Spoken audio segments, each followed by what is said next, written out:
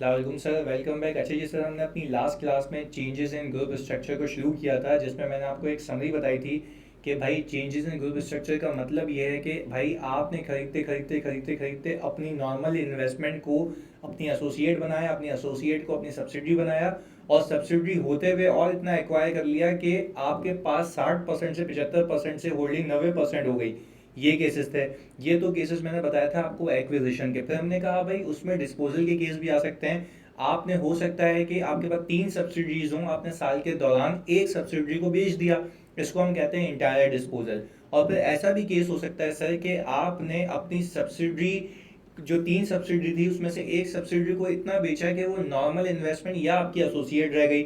और सर तीसरा केस ये था कि आप 90% पे थे, आपने 20% बेचा, तो आप टेक्निकली 70% पे आ गए। तो ये इसको हम कहते हैं कि डिस्पोज दैट रिमेन सब्सिडरी, यानी भाई आपने इतना बेचा कि आपका कंट्रोल लूज सब्सिडरी से नहीं हुआ। तो ये सारी चीज़ों की अकाउंटिंग कैसे करनी है ये हमें सीखना है sir, changes in group structure के अंदर। सर हमने पहली क्लास में केस ये कवर किया था कि भाई, अच्छा पहली क्लास का मतलब ये है कि चेंजेस इन ग्रुप स्ट्रक्चर की पहली क्लास है ये जी।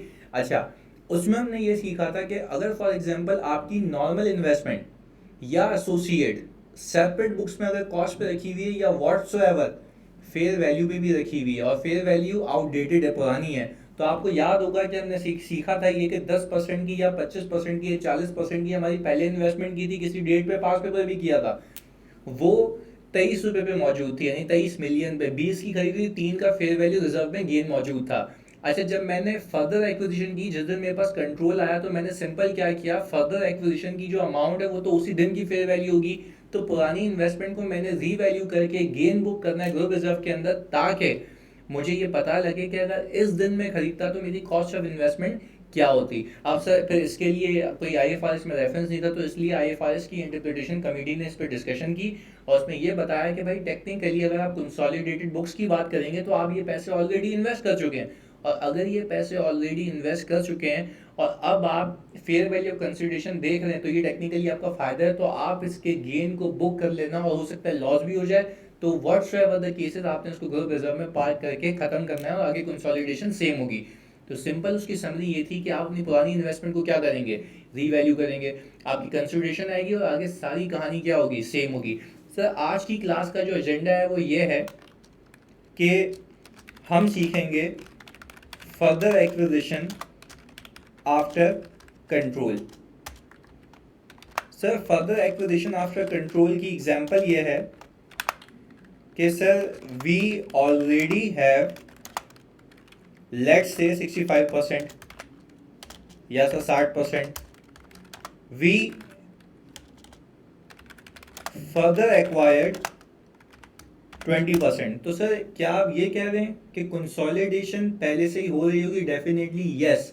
अब बहुत ही इंपॉर्टेंट बात बता रहा हूँ ताकि आप इसमें गलतियां नहीं करें। मैं बिल्कुल ग्रास लेवल से, रूट से आपको लेके ऊपर जा रहा हूँ, ताकि आपको लॉजिक भी पीछे सेंस हो कि ये हो क्यों नहीं। देखो मेरे लिए तो 1 मिनट का काम था, मैं सवाल के जरिए समझा देता, बट आपने आईएफआरएस के रेफरेंसेस को भी देखना है, जो मैं अब आपको सिखाऊंगा, जरा सुनिएगा, फिर हम आईएफआरएस भी रीड करेंगे। देखते हैं।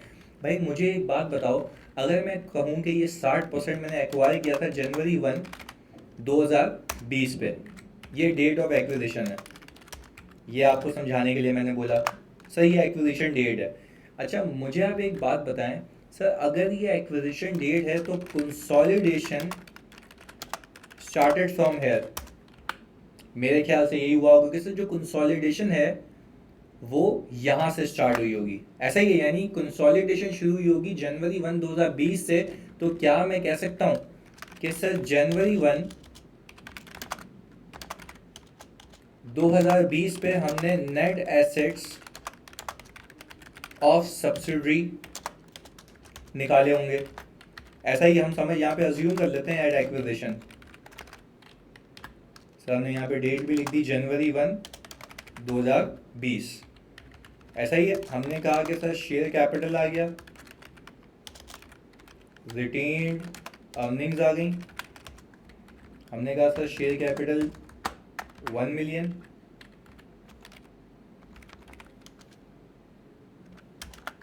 और सर हमारा रिटेन अर्निंग ये आ गया हमारे पास 3 मिलियन। सर हमने कहा, हमने इसको सम किया तो मेरे पास आ गया net assets at the date of acquisition assuming that there is no fair value adjustment. मैं फिर बता रहा हूँ, ये वाली डेट है एक्विजिशन जिस दिन कंट्रोल आया। तो सर इससे पहले वाले केस में आपने पहली वाली एक्विजिशन पे क्यों नहीं किया था? भाई वहाँ पे कंट्रोल नहीं आया था ना, तो सर कंट्रोल डेट हमने लिख दिया। ऐसा ही। तो सर क्या आप ये मानते हैं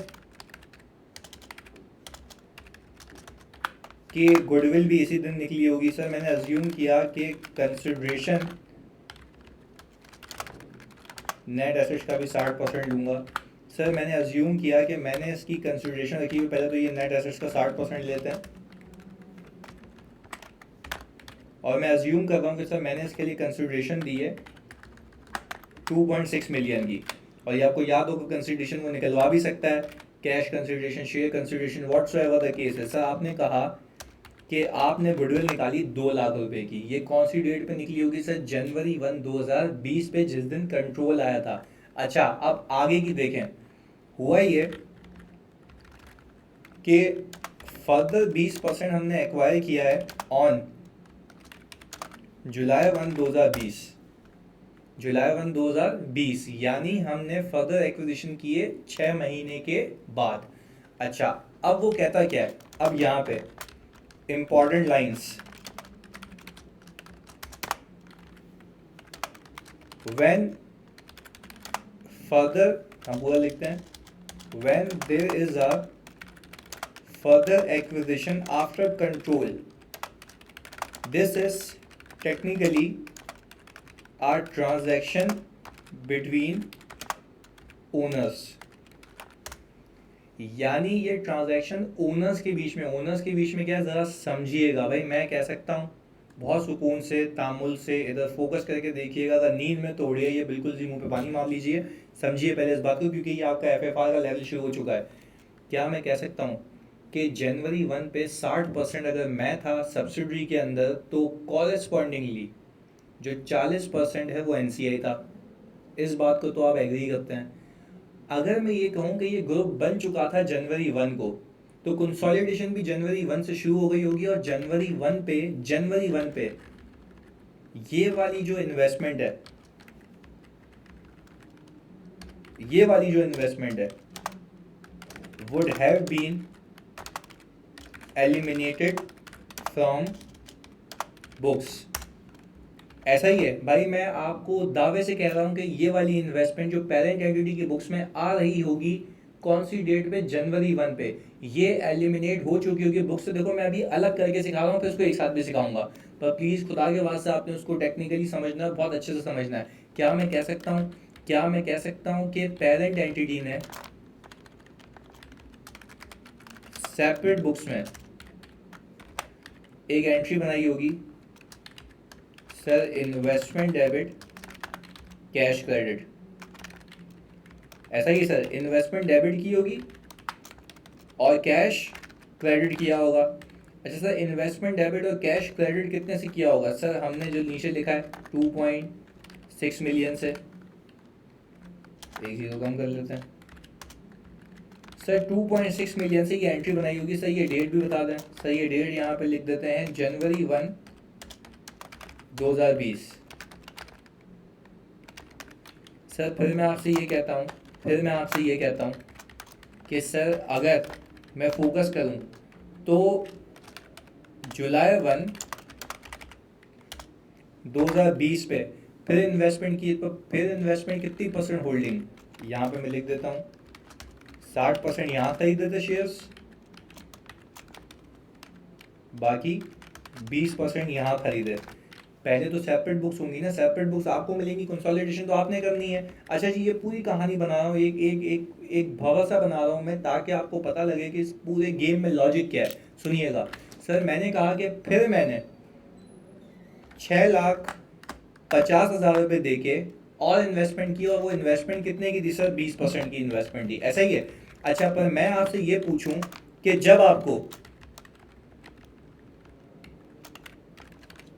जब आपको पेरेंट एंटिटी के एफएस मिलेंगे, सेपरेट बुक्स के एफएस, उसके अंदर आपको सवाल में या प्रैक्टिकल लाइफ में इन्वेस्टमेंट कितने की गिवन होगी?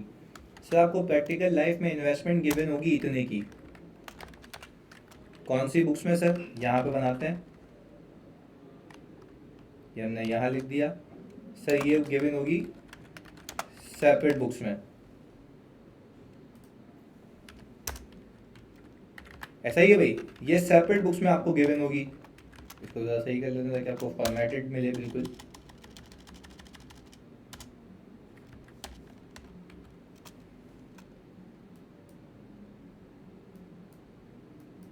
अच्छा जी सर, क्या मैं कह सकता हूँ आपको 32500000 सेपरेट बुक्स में इन्वेस्टमेंट मिलेगी और पेरेंट एंटिटी ने अपने हिसाब से बिल्कुल सही किया होगा। अब आप एक बात समझें, इसमें से 3250 में से अगर आप गुडविल निकालने के लिए पेपर के अंदर जो कंसिडरेशन यूज़ करेंगे, क्या वो पूरी मैं फिर रिपीट कर रहा हूँ, क्या वो पूरी 3250 होगी यानी 80% की होगी या सिर्फ 60%? ऐसा सिर्फ 60% वाली होगी। रीज़न भी क्योंकि जब आपने इस कंपनी का कंट्रोल हासिल किया था, at the date of acquiring control, आपने जो पैसे दिए थे ग्रुप के लिए वो ये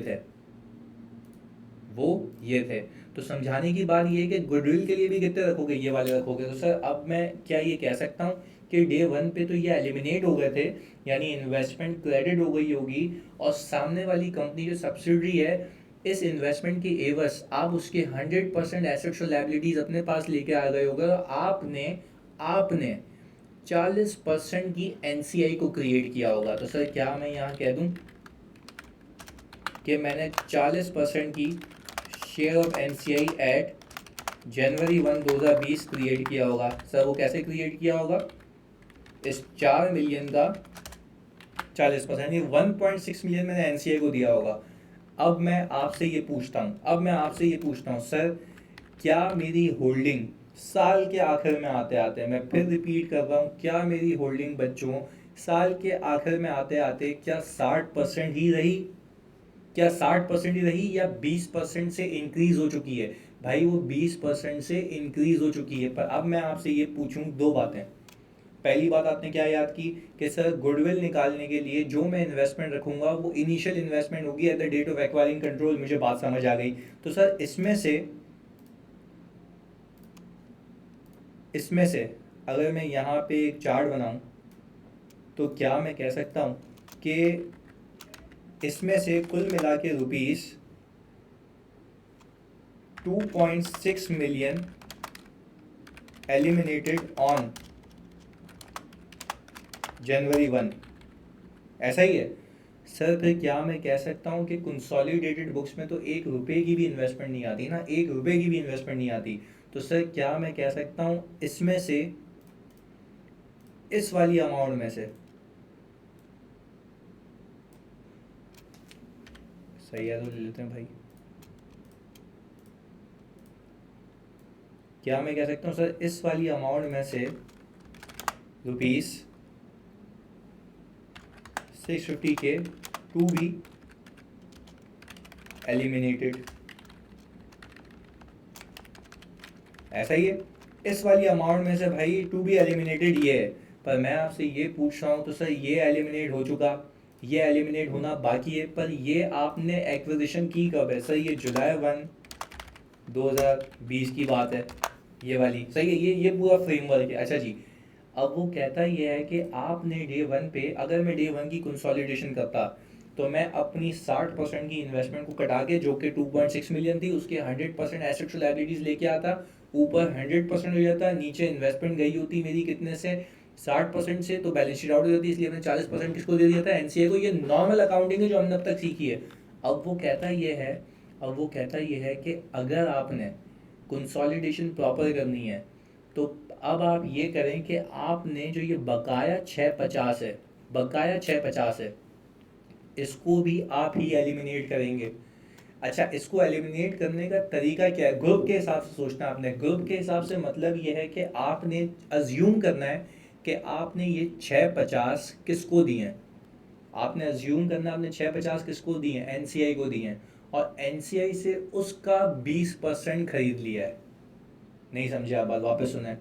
मैं ये कह रहा हूँ कि सर आपने अब करना है क्या? आपने करना ये है कि आपने ये अज्यूम करना है कि डे वन पे आपने 2.6 मिलियन के एवज इतने के नेट एसेट्स लिए, ये आपके नेट एसेट्स थे 2.4 मिलियन के, तो सर कंसोलिडेशन तो पूरे 4 की होगी ना। हाँ, बाकी किसको दे दिए थे?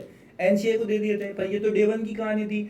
वो कहता है कि भाई आप बस के स्टेप्स भी लिखवाऊंगा तुम्हें। आपने करना क्या है, आपने पहले जाना है फर्दर एक्विजिशन की डेट पे। आपने ये देख लेना है कि उस दिन पे एनसीआई की वैल्यू क्या है। आप ये समझें कि आपने जो बकाया 650 है, ये ट्रांजैक्शन बिटवीन इक्विटी होल्डर्स है। तो ट्रांजैक्शन बिटवीन इक्विटी होल्डर्स तो पेरेंट और एनसीआई है ना। तो अब आपने करना ये, आपने अज्यूम करना है कि वो 650 आपने किसको दिए हैं? एनसीआई को दिए हैं। और एनसीआई एक थर्ड पार्टी है और आपने उससे उसका हिस्सा खरीद लिया है। सर कैसे करेंगे, आए सिखाता हूँ, अभी देखिएगा इधर। सर हमने बोला कि भाई आप अज्यूम करें कि इस सब्सिडरी ने प्रॉफिट अर्न किया है कोई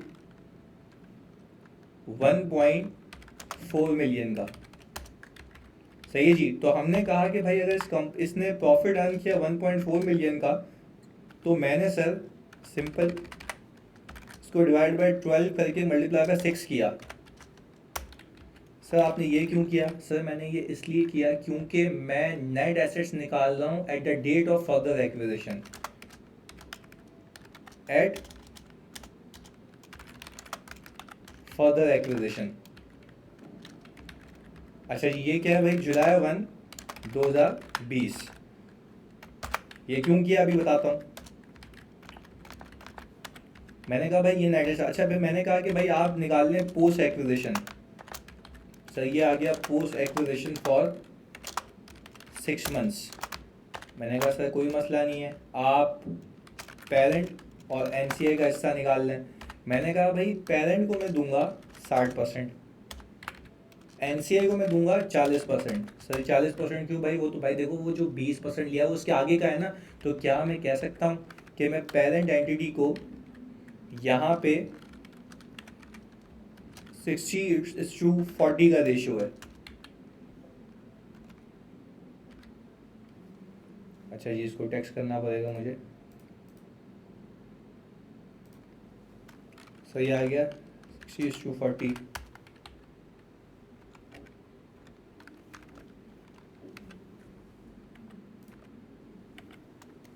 अच्छा भाई अभी भी नहीं सही हुआ, तो अब हम इसको देख लेते हैं।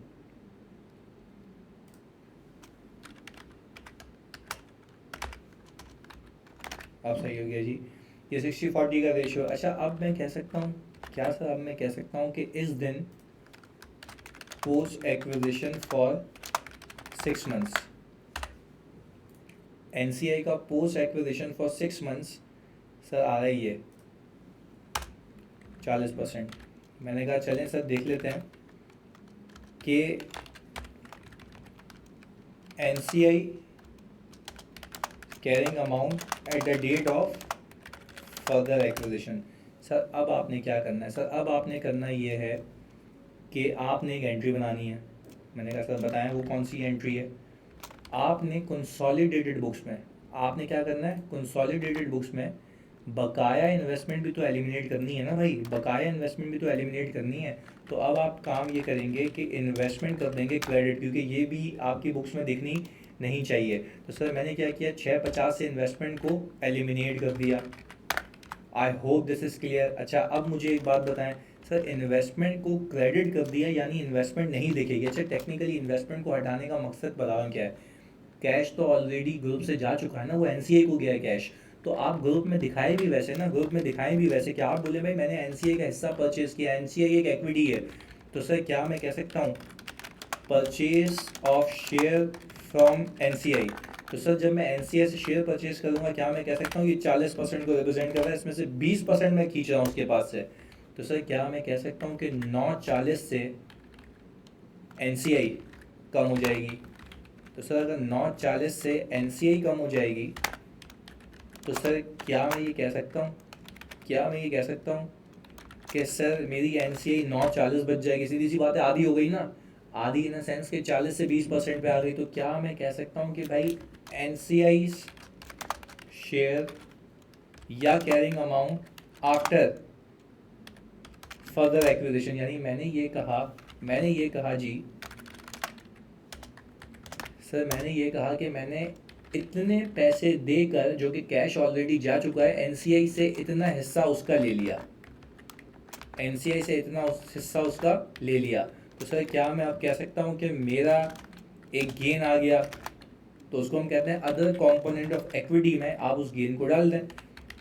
अच्छा, क्या ये सर सेपरेट बुक्स का गेन है? नहीं, ये कंसोलिडेटेड बुक्स का गेन है। ये टेक्निकली इस वजह से आया है क्योंकि ग्रुप के हिसाब से देख रहे हो तुम, और ग्रुप के हिसाब से आपने इतना पैसा देकर उससे जो हिस्सा लिया है वो ज़्यादा मिला है, तो टेक्निकली आपका एक गेन हो गया। और ये गेन तब तक आपकी किताबों में रहेगा जब तक आप इस सब्सिडरी को बेच नहीं देते।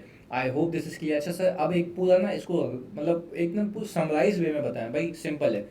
आपको सवाल में वो बताएगा कि कंपनी ने 60, 75, 65% की होल्डिंग की हुई थी ड्यूरिंग द ईयर, या 2 साल बाद उसने और होल्डिंग की है। तो आपने सबसे पहला काम क्या करना है, आपने एक चीज़ ख्याल रखनी है कि भाई आपने गुडविल निकालनी है पुरानी ओनरशिप की अमाउंट पे। क्यों? क्योंकि उस दिन कंट्रोल आया था। अच्छा, फिर आपने करना है क्या है, आपने नेट एसेट्स बनाने वहां तक, कहाँ तक, जहाँ पे फर्दर एक्विजिशन हुई है। अच्छा, वहां तक क्यों? उसकी लॉजिक दे रहा हूँ। क्योंकि अब एनसीआई की कैरिंग अमाउंट निकाला, और एनसीआई की कैरिंग अमाउंट बेटा तब मिलेगी ना जब उसको वहां तक का पैसा डिस्ट्रीब्यूट करोगे, उसकी कैरिंग अमाउंट निकालोगे।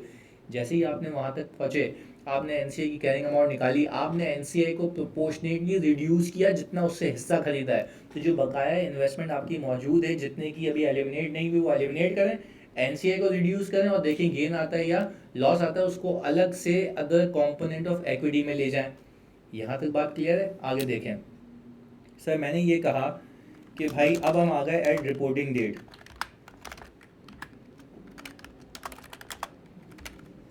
31 दिसंबर 2020। हमने कहा सर ये आ गया। सर अब सिंपल क्या करें, या तो इसके अंदर 6 महीने का प्रॉफिट प्लस कर दें, या तो सिंपल इसके अंदर 1.4 मिलियन डाल दें, और सर इनका डिफरेंस 7 लाख का ही होना चाहिए। यही है, जस्ट टू रीचेक। अच्छा, तो क्या मैं कह सकता हूँ, कि सर मैं यहाँ से यहाँ तक जाऊँ? नहीं भाई, ये तो हो चुका ना। अब यहाँ से यहाँ पे आपने फिर 7 लाख का प्रॉफिट, पर सर अब गेम अलग है, सर अब मैं बांटूंगा पैसा 80:40 में, 40 बोल रहा हूँ, 80:20 में। सर 80 क्यों सर, ये क्या हो गया? ये तो अचानक से बढ़ गया। भाई अचानक से नहीं बढ़ा ना, 20% तुमने तो खरीदा है। तो सर क्या मैं कह सकता हूँ कि अब मैं 80% इसको दूंगा, 20% इसको दूंगा। सर तो कुल मिला के ये हो गया मेरा 7 लाख रुपए। और सर अब मैं एनसीआई को post acquisition for 6 months, sir ये वापस से 6 मंथ्स क्यों आ रहा है भाई? क्योंकि बकाया के 6 महीने, ये रहा जी। तो सर अब हमने यहाँ पे पहले 280 दिया था, अब ये दिया, कुल मिला के एनसीआई ने 420 कमाया है। तो सर अब हम ये कह सकते हैं कि हमारे पास एनसीआई एट रिपोर्टिंग डेट 1080 का आ रहा है। और अगर मैं रीचेक करना चाहूँ तो क्या मैं ये कह सकता हूँ कि मेरे टोटल नेट एसेट्स इतने और एनसीआई 20% है, तो ये भी इससे मैच करता है। तो सर ग्रुप रिजर्व वाली कहानी, भाई ग्रुप रिजर्व वगैरह सब का सब क्या रहेगा, सेम रहेगा। तो सर अगर मैं आपको यहाँ पे स्टेप्स लिखवा दूँ, सर ये step number 1, calculate goodwill based on original consideration at the time of acquiring control, ऐसा ही है। Prepare net assets till the date of further acquisition, calculate carrying amount of NCI at the date of further acquisition. Sir इसके बाद क्या करना है? Sir इसके बाद हमें ये करना है कि भाई reduce NCI proportionately and compare with further investment amount, पार्क गेन और loss in OC. Subsequent profits will be distributed as per new holding percentage. Simple ये स्टेप्स आप याद रखेंगे, आपकी ज़िंदगी आसान रहेगी। दोस्तों मैं बता दूं ये क्रक्स है इसका, ये आपको मैंने पूरा एक तरीके से समराइज वे में आपके सामने प्रेजेंट किया है। सर अब इसी चीज़ का एक बेसिक सा मैं आपको सवाल दिखाता हूँ। सवाल से पहले मैं आपको IFRS की चीज़ें बता देता हूँ, ज़रा देखिएगा, बहुत सुकून से समझिएगा इसको। मैं आप लोगों के लिए लेके आया हूँ ये इधर, चेंजेस इन प्रोपोर्शन। अच्छा सर ये देखें, ये IFRS 10 में लिखा हुआ है, ये रहा IFRS 10 में लिखा हुआ है। ये आप लोगों के लिए है ताकि आपको पता हो कि भाई कौन कौन सी चीज़ कहाँ लिखी हुई है, ताकि बच्चे पूछते हैं कि सर ये कहाँ से निकाला है। तो ये रहा, देखिएगा क्या कह रहा है। When the proportion of the equity held by the NCI interest changes, यानी जब NCI का हिस्सा है वो जो उसने हेल्ड किया तो वो चेंज हो रहा है। An entity shell adjust the carrying amount of the controlling and non controlling interest, यानी वो कह रहा है कि भाई आप कैरिंग अमाउंट चेंज कर देना। इसके बाद to reflect the changes in their reflect in relative interest in the subsidy, बोल रहा भाई अपनी कैरिंग अमाउंट को इस तरीके से चेंज करें ताकि आपका इंटरेस्ट रिफ्लेक्ट हो। हमने भी तो यही किया। इसके बाद the entity shall recognise directly in equity any difference between the amount by which the NCI interests are adjusted and the fair value of consideration paid। हमारे केस में सिर्फ पेड है अभी, क्योंकि अभी हमने खरीदा है। रिसीव कब होगा? जब हम NCI से खरीदेंगे नहीं, बल्कि अपना हिस्सा NCI को बेचेंगे। वो बात की बात है, वो डिस्पोजल में सिखाऊंगा। And attribute it to the owners of the parent, यानी बोल रहा है कि भाई ओनर्स ऑफ द पेरेंट को ही दोगे ना पूरा हिस्सा। क्यों ओनर्स ऑफ द पेरेंट को दोगे? क्योंकि ये इन्वेस्टमेंट किसने की है? Parent entity. तो ये जो गेन अराइज होगा ग्रुप का, ये पूरा का पूरा किससे पर्टेन करेगा? सर पेरेंट एंटिटी के शेयर होल्डर्स को। I hope this is clear. मैं क्लियरली आपको रीड करवा दिया है। आगे जी सर, बेसिक क्वेश्चन की अगर बात करूं तो वो ये रहा। वो कह रहा है कि भाई कंपनी ए ने एक्वायर किए हैं बी के 75% share holding several years ago for 1 million. अच्छा भाई मान लिया 1 मिलियन का, पर सर ये क्या मजाक है, यहाँ पे तो 1.2 मिलियन आ रहा है। चलें देखते हैं आगे। When the retain earning of B were rupees इतनी, ऐसा ही है। फाइनेंशियल स्टेटमेंट दिए हुए मुझे 31 दिसंबर 2018 के। बोले कंपनी की पॉलिसी NCI को जो है पार्शियल गुडविल में मैनेज करता है।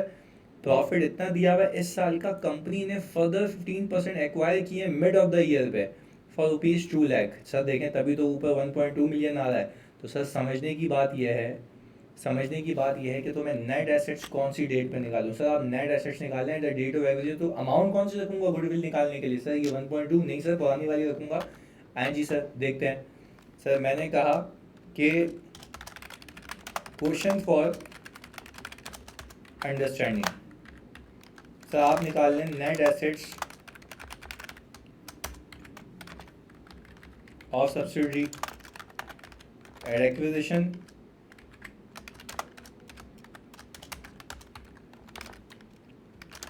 Eight further acquisition at reporting date.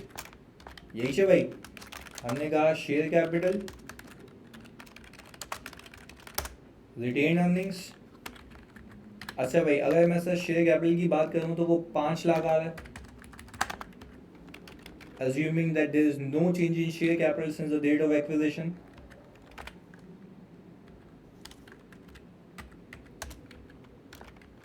ऐसा ही है जी। अच्छा जी इसके बाद हमने कहा सर रिटेन अर्निंग एक्विजिशन के वक्त इसने बताई थी 2 lakh. Sir retain earning reporting की दी हुई है 6 लाख। पर सर फिर यहाँ कैसे आऊँ फर्दर एक्विजिशन की डेट पे? सर सिंपल है, इसने प्रॉफिट बताया ना, तो आप इसमें से माइनस कर दें 1,20,000 डिवाइड बाई 12 मल्टीप्लाई बाय 6, यानी आप इसको 6 महीने पीछे ले आए, यानी 6 महीने का प्रॉफिट माइनस करते हैं। तो सर ये हालात वाक़यात होंगे। हमने सर सिंपली ये अपने हिसाब किताब के लिए ये चीज़ें निकालनी। सर ये फर्दर एक्विजिशन पे क्यों निकाला आपने नेट एसेट्स? ताकि NCA निकाल सकूं, और NCA उस दिन पे निकालने के लिए उसको वहाँ तक के पैसे तो दोगे ना ताकि उसकी कैरिंग अमाउंट मिले। तो सर हमारे पास पोस्ट एक्विजिशन 2 आएंगे, एक यहाँ से यहाँ पे और एक यहाँ से यहाँ पे। Sir parent NCI I think कि ये 75%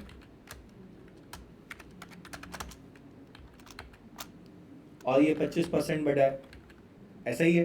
अच्छा भाई, तो हमने यहाँ पे लिख दिया कि यहाँ पे रेशो आ रहा है, पहले ही इसको सही कर लेते हैं ताकि बाद में पंचायत नहीं हो।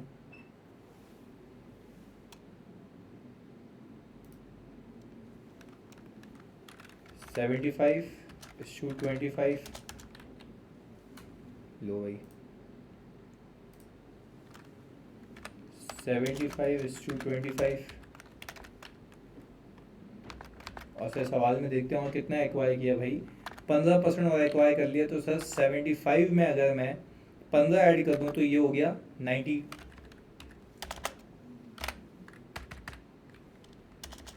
90:10 हो जाएगा। तो सर अगर मैं ये कहूँ कि ये पोस्ट एक्विजिशन 90% और 10% में बढ़ेगा तो उसमें कोई गलत बात नहीं है। अच्छा जी भाई, गुडविल हम तो अपने हिसाब से लेके चलें क्योंकि हमने कंसिडरेशन सर पुरानी रखेंगे आप 1 मिलियन, जो कि 75% होल्डिंग के लिए था, ऐसा ही है सर। अब आप नेट एसेट्स का 75% ले लेंगे,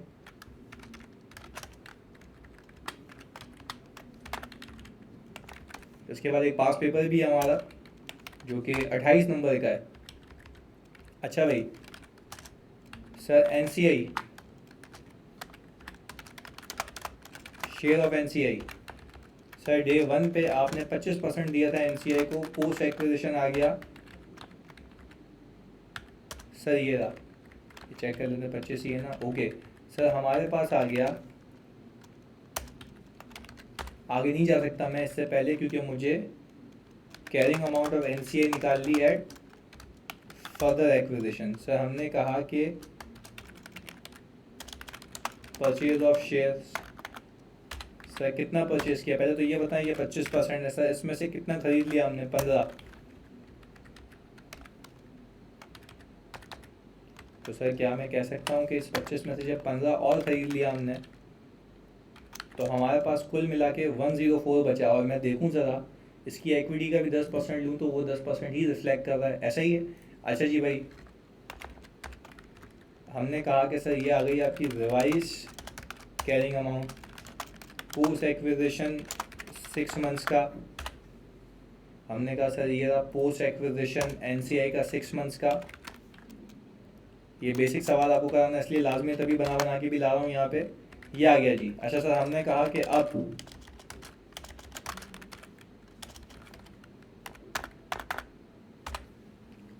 group reserves, sir group reserve के लिए पेरेंट एंटिटी की अपनी रिटेन अर्निंग आ रही है 1825000।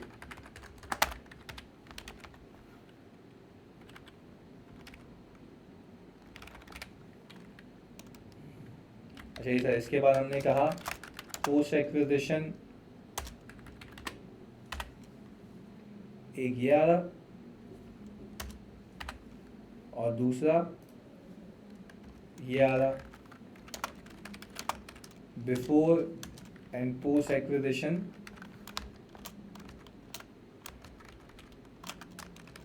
आफ्टर, यानी आप पूरा लिखिएगा before further acquisition and after further acquisition.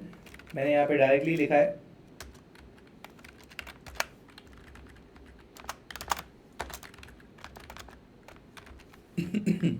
Sir हमने यहाँ पे रिटेन अर्निंग्स लिख दिया सर, यही है 1825000, यही है जी, ओके। 55 और 54, 2 55 और 54 यही है। जी sir, now we are in position to prepare a balance sheet PP.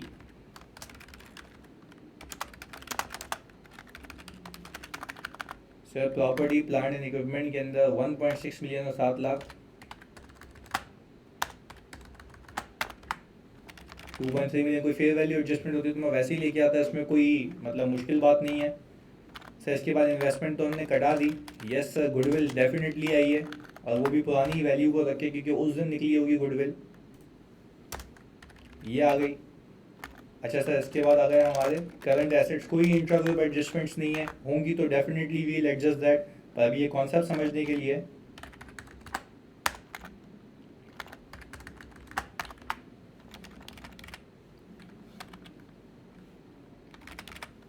ये आ गया जी सर। इसके बाद हमने कहा कि 3.4 मिलियन की फुटिंग है। शेयर कैपिटल पेरेंट एंटिटी का 9 लाख रुपए।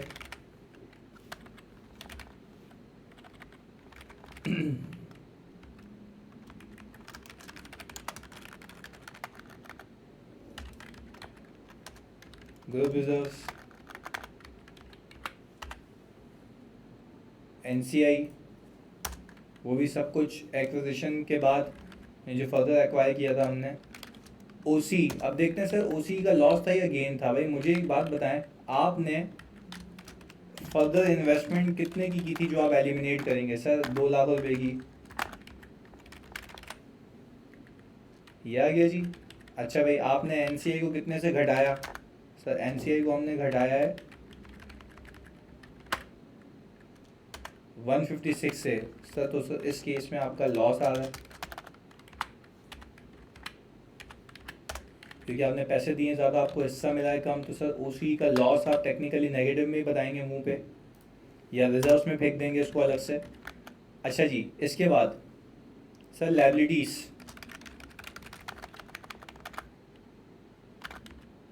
कुल मिला के 3 लाख रुपए की।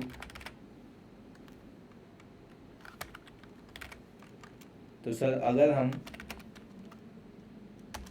इसको सम करें तो यहाँ इज्जत रह गई और ये बैलेंस शीट टैली हो गई 3.4 मिलियन से। सर सिंपल है, देखें अगर आपको कॉन्सेप्ट आता है तो आपको लॉजिकली साउंड हो तो कोई भी चीज़ मुश्किल नहीं है। अब जो हमें करना है सर, इसके बाद इसका पास पेपर करना है। पहले आप इसको थॉरली देखें, इस सवाल को प्रैक्टिस करें, फिर हम इंशाल्लाह करते हैं पास पेपर। जज़ाकल्लाह।